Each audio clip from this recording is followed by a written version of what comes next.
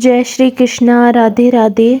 छठ पूजा की शुरुआत नहाए खाए से होती है, जिसमें व्रती स्नान कर पवित्र भोजन करते हैं और अगले दिन व्रत की तैयारी करते हैं। दूसरे दिन यानी 26 अक्टूबर को खरना मनाया जाएगा। इस दिन व्रती पूरे दिन उपवास रखकर शाम को गुड़ की खीर और रोटी का प्रसाद ग्रहण करते हैं।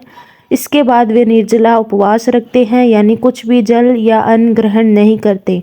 तीसरे दिन 27 अक्टूबर को संध्या अर्घ्य दिया जाएगा, जब व्रती नदी, तालाब या घाट पर सूर्यास्त के समय अस्ताचलगामी सूर्य को अर्घ्य अर्पित करते हैं। अगले दिन 28 अक्टूबर को उगते सूर्य को अर्घ्य देकर व्रत का समापन किया जाता है।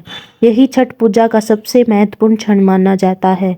इस दौरान महिलाएं और पुरुष दोनों सूर्य देव और छठी मैया से अपने परिवार की सुख समृद्धि की कामना करते हैं।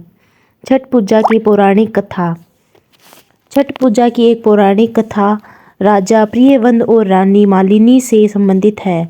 कहा जाता है कि राजा प्रियव्रत के कोई संतान नहीं थी, जिससे वे बहुत दुखी थे। संतान प्राप्ति के लिए उन्होंने अपनी पत्नी के साथ महर्षि कश्यप के मार्गदर्शन में यज्ञ किया। यज्ञ के बाद रानी ने खीर का प्रसाद ग्रहण किया और गर्भवती हुई, लेकिन दुर्भाग्यवश एक मृत पुत्र को जन्म दिया।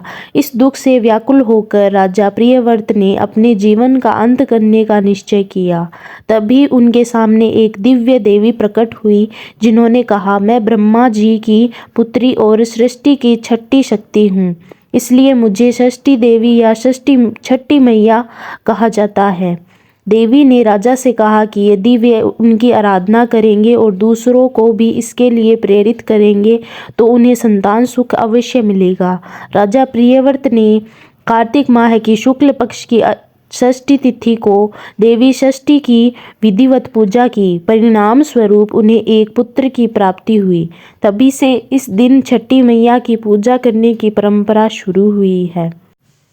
छठ के व्रत की एक और कहानी मानी जाती है। द्वापर युग में भी छठ व्रत का विशेष महत्व रहा है। मान्यता है कि जब पांडव कठिन समय से गुजर रहे थे, तब द्रौपदी ने छठ व्रत रखकर सूर्य देव से अपने परिवार के कल्याण की प्रार्थना की थी। उनकी भक्ति और श्रद्धा से प्रसन्न होकर सूर्य देव ने पांडवों को शक्ति और समृद्धि का आशीर्वाद दिया।